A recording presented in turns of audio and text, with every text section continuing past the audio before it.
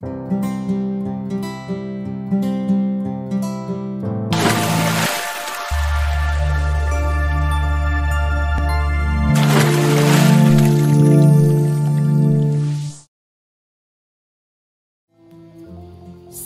dan bahagia Bapak Ibu Guru hebat di seluruh Nusantara. Perkenalkan, saya Teresia Startianingsih, calon guru penggerak Angkatan 9 dari Kota Semarang. Pada video kesempatan kali ini, saya akan memaparkan koneksi antar materi modul 2.3. Tujuan pembelajaran khusus yang akan diambil oleh CGP adalah berefleksi mengaitkan materi-materi yang sudah dipelajari, baik di dalam modul 3.1 ataupun kaitannya dengan materi di modul lain. Lalu bagaimana filosofi Ki Hajar Dewantara dengan Pratap Triloka memiliki kaitan dengan penerapan pengambilan keputusan sebagai seorang pemimpin? Bapak Ibu, kita ketahui bahwa filosofi Ki Hajar Dewantara itu adalah yang pertama Ingarso Sung Tulodo, artinya pemimpin harus menjadi teladan dalam segala hal, baik perilaku maupun keputusan. Lalu yang kedua adalah Ing Madya Mangunkarso, artinya pemimpin harus mampu membangkitkan semangat, motivasi, dan juga kreasi. Dan yang ketiga adalah Tutwuri Handayani, di mana pemimpin harus memberikan dorongan dan dukungan tanpa memaksa. Nah, lalu hubungannya dengan pengambilan keputusan apa? Yang pertama, Engarso Sung Tulodo. Keputusan pemimpin didasarkan pada nilai-nilai kebaikan, keadilan, dan bertanggung jawab. Pemimpin harus konsisten dengan keputusan yang diambil dan menjadi contoh bagi pengikutnya. Lalu yang kedua, Ing Madya Mangunkarso. Pemimpin harus melibatkan tim dan juga stakeholders dalam proses pengambilan keputusan. Keputusan harus mendorong kreasi dan juga inovasi dengan mempertimbangkan berbagai perspektif.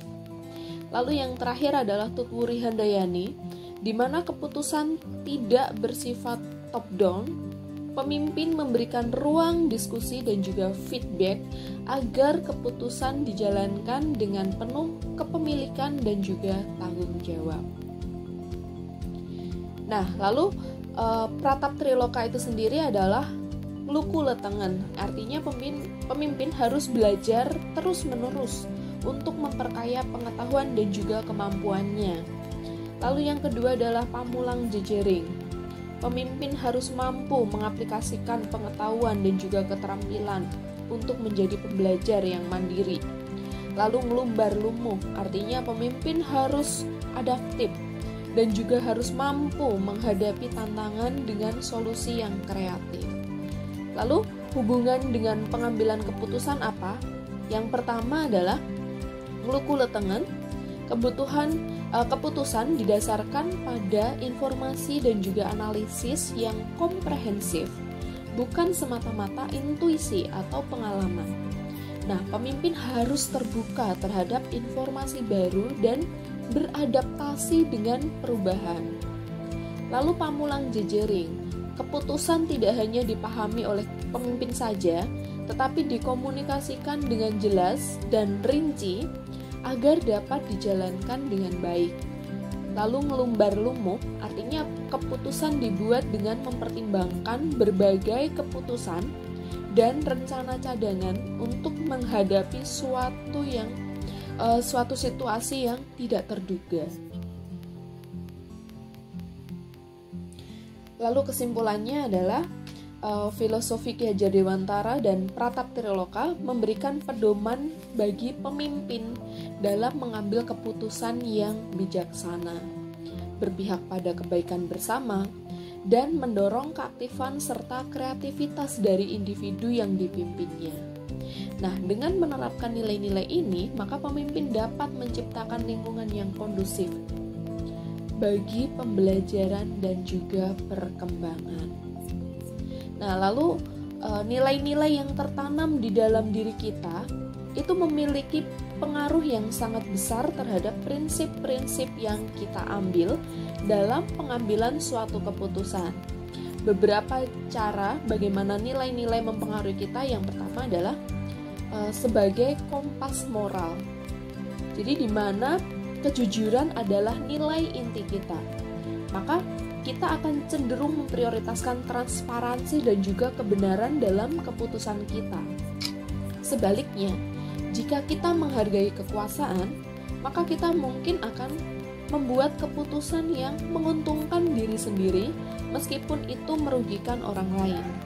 Lalu yang kedua adalah membentuk prioritas dan juga preferensi, di mana nilai-nilai ini membantu kita menentukan hal-hal penting dan juga yang tidak penting di dalam hidup.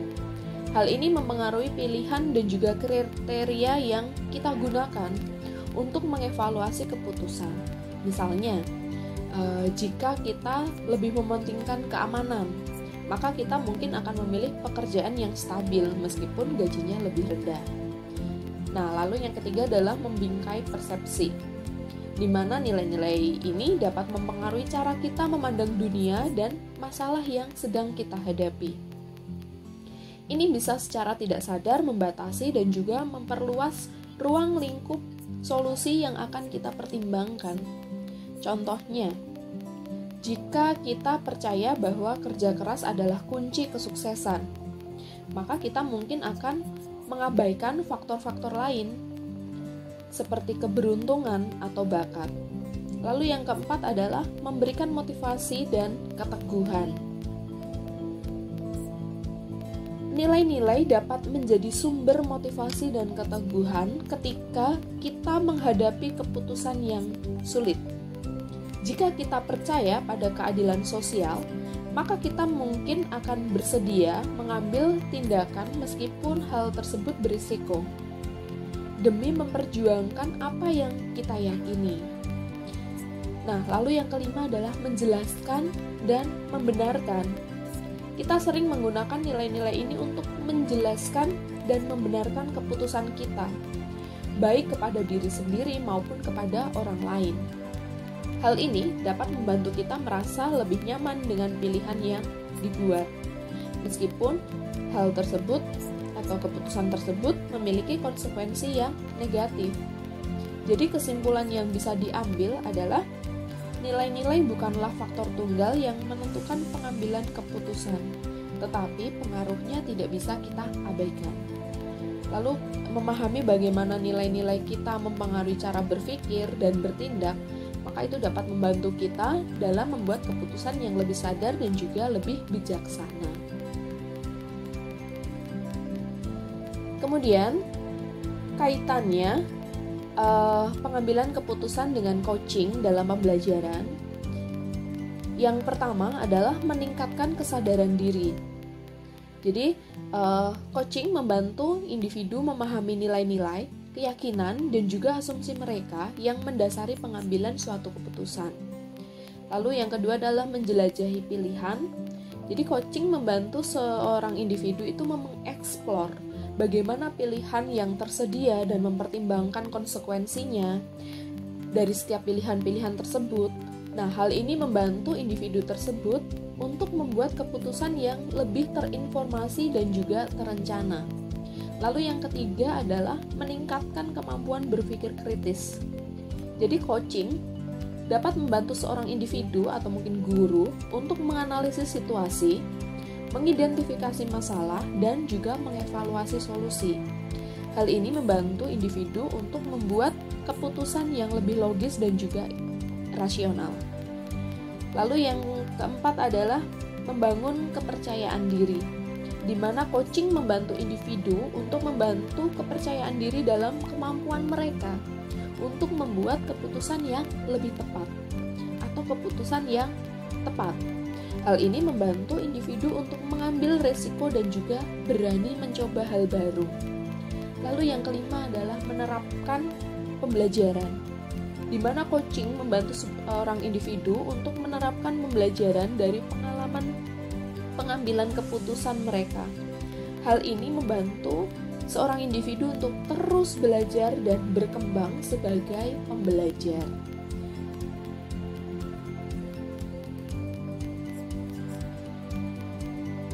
Nah, Lalu kemampuan guru dalam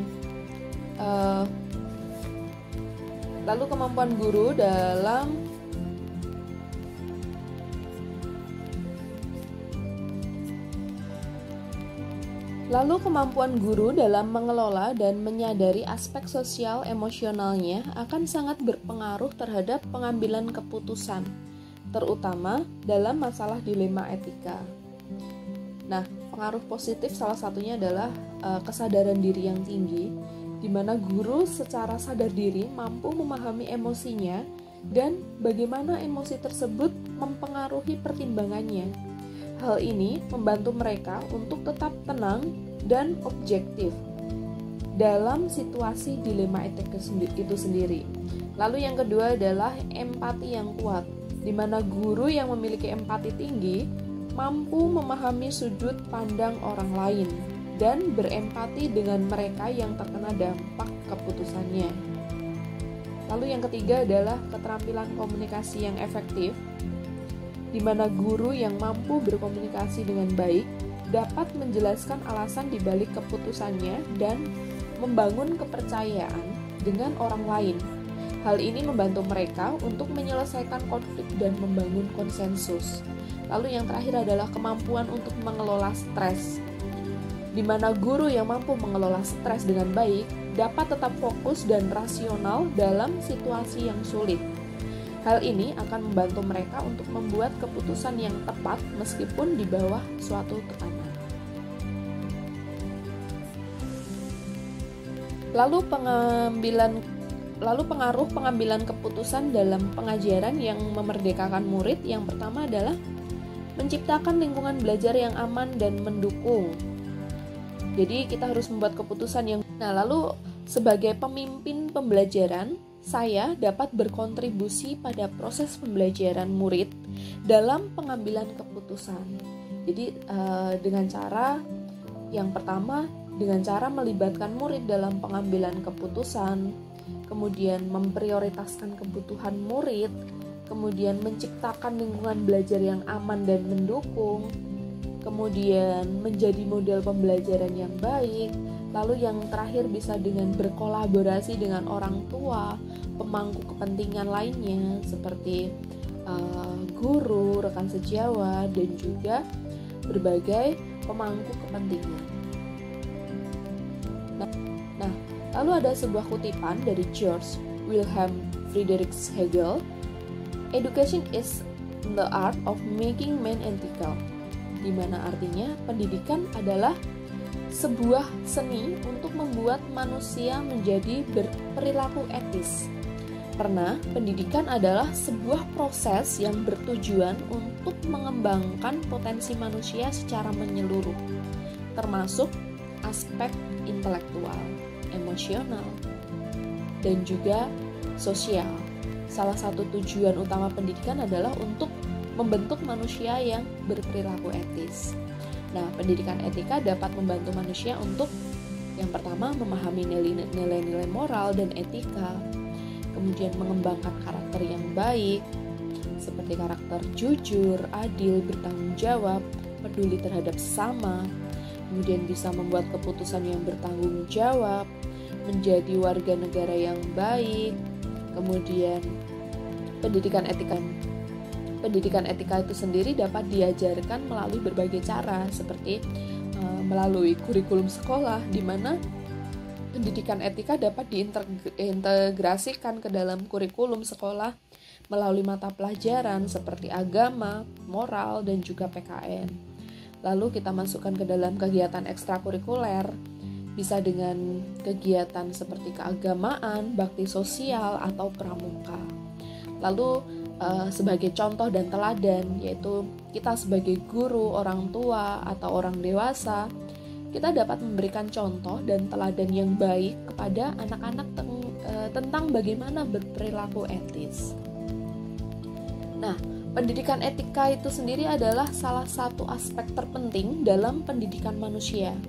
Dengan pendidikan etika, manusia dapat menjadi individu yang bertanggung jawab, bermoral, berkontribusi positif bagi masyarakat. Nah, contoh-contoh bagaimana pendidikan etika itu dapat diterapkan dalam praktik yaitu dengan cara guru harus dapat mengajarkan murid tentang nilai-nilai moral dan etika melalui cerita, diskusi, ataupun permainan. Lalu sekolah juga dapat mengadakan kegiatan bakti sosial. Kemudian bagaimana caranya atau kita bisa mengajarkan murid betapa pentingnya membantu orang lain. Lalu orang tua juga dapat memberikan contoh dan teladan yang baik kepada anak-anak tentang bagaimana berperilaku etis. Nah, dengan bekerja sama inilah kita dapat membantu generasi muda untuk menjadi manusia yang berperilaku etis dan berkontribusi positif bagi masyarakat. Nah, Bapak Ibu, jadi kesimpulan yang dapat saya ambil dari koneksi antar materi di modul 3.1 ini adalah pengambilan keputusan yang tepat dalam pengajaran sangat penting untuk memerdekakan murid dan mengembangkan potensi mereka secara optimal. Guru perlu memahami kebutuhan dan juga gaya belajar murid yang berbeda-beda dan harus mampu menyediakan berbagai pilihan pembelajaran yang sesuai. Dengan memberikan murid kebebasan dan tanggung jawab, serta umpan balik yang konstruktif, guru dapat membantu murid untuk menjadi pembelajar mandiri dan juga agen perubahan dalam masyarakat. Demikian paparan saya mengenai koneksi antar materi modul 3.1 Pendidikan Guru Penggerak Angkatan 9. Semoga video ini bermanfaat bagi Bapak Ibu guru hebat di seluruh Nusantara. Terima kasih.